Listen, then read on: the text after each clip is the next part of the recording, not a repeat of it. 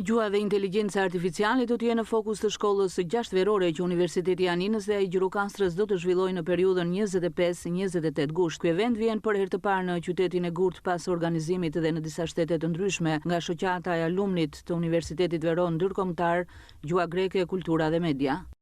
Tema kryesore e këtij eventi është gjuha dhe inteligjenca artificiale. Është një fushë që ka një zhvillim të madh ndërkombëtar dhe është një shans i veçantë për komunitetin e Gjirokastrës që të ndjeki punimet e kësaj shkolle verore, që të thellojnë sa më shumë në inteligjencën artificiale e cila do të bëhet pjesë e jetës sonë. Nga pala organizuese do të marrin pjesë 70 studentë dhe pedagog, ndërkohë që nga Departamenti i Gjuhës, Letërsisë dhe Qytetërimit Grek në Universitetin e Qrem Çabej si partner kryesor, bëhet e ditur se aplikimet për pjesëmarrje janë të hapura deri në datën 4 maj.